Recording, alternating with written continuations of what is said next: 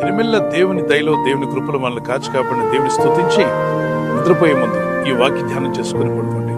లేవి కాండము 26:6 వచనాన్ని ధ్యానం చేసుకుందాం.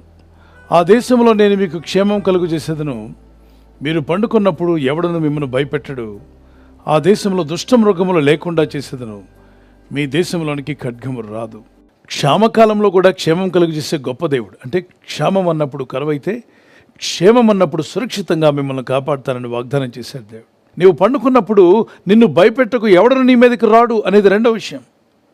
దేవుని విశ్వాసం ఉంచి వాగ్దానం ఎత్తిపట్టుకుని నమ్మిన ప్రతి ఒక్కరూ భయం లేకుండా పడుకోవచ్చు. రాత్రులు నిద్ర పట్టక బాధపడుతున్నారు కొందరైతే, భయముతో నిద్రపోకుండా ఉన్నవారు మరికొందరు. ఏదో చింత వారిని నిద్రపోనీయకుండా ఆపివేస్తుంది. రకరకాల అనారోగ్యాలతో కూడా నిద్ర పట్టని వారు ఉన్నారు. అయితే దేవుడు తన ప్రజల విషయంలో వాగ్దానం చేశాడు. నిద్ర విషయంలో నీవు సుఖముగా నిద్రించదవు, నీవు పడుకున్నప్పుడు ఎవడను నిన్ను భయపెట్టడు, నేను నిద్రపోయి మేల్కొందును అంటాడు. ఎందుకని? నన్ను కాపాడవాడు కునుకడు, నిద్రపోడు గనుక. ఏ పరిస్థితుల్లో కూడా నువ్వు భయపడాల్సిన అవసరం లేదు. నేను రేయింబగలు నేను నీతో కూడా ఉన్నాను, నేను విడువను, ఎడబాయను, నేను నీకు తోడుగా ఉన్నాను కనుక ధైర్యంగా ఉండమని. ఏ పరిస్థితుల్లో ఉన్నా, పరిస్థితులు బాలేకపోయినా, స్థితిగతులు బాలేకపోయినా, ఆర్థిక ఇబ్బందులు కానీ, అనారోగ్యములు కానీ, నానా విధమైన బాధలు నిన్ను కలవర పెడుతున్నప్పుడు, ఆ కలవరానికి గురై నిద్ర పట్టని పరిస్థితి నీకు రానివ్వడు దేవుడు. కక్ష, కోపంతో నిద్రలోకి వెళ్ళకూడదు. ఇంట్లో వారితో పడలేదా? అందరినీ క్షమించి వారితో సమాధాన పడి పడుకోండి. ఒకవేళ మీరు సమాధాన పడతానన్న అవతల వ్యక్తి సమాధానానికి ఒప్పుకోకపోతే మీ తప్పు లేదు. మీరు సమాధాన పడండి, క్షమించండి. ప్రభా, నేను మనసారా క్షమించున్నాను, నాకు ఎదురు పడితే మాట్లాడుతున్నాను, కానీ వారు నాతో మాట్లాడట్లేదు కనుక ఆ విషయాన్ని నీకు అప్పగించాను. చూడండి, సూర్యుడు అస్తమించే సమయానికి ఆ దినంలో మీకు ఎవరి మీద కోపం వచ్చినా వారందరినీ కూడా మనసారా క్షమించిన తర్వాతే మీరు పడుకోవాలి. అలా క్షమించకుండా నిద్రలోకి వెళ్తే ఏమవుతుంది? దుష్టునికి అవకాశం ఇచ్చిన వారు అవుతారు. ఎవరా దుష్టుడు? సాతానుడు.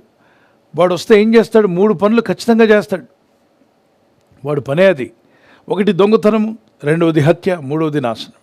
ఈ లోకంలో ఎన్ని సవాళ్ళు నీకు ఎదురైనా తప్పక కృపగల దేవుడు నిన్ను కాపాడి, ఎలాంటి శోధనలు ఎదురైనా వాటిని జయించే కృపను దేవుడు నీకు దయచేసి మిమ్మల్ని కాపాడి నడిపించగల సమర్థుడు. ఈ వాగ్దానం పట్టుకుని ప్రార్థించండి. కృపగల దేవుడు మిమ్మల్ని బలపరిచి నిలబెట్టి నడిపించునుగాక.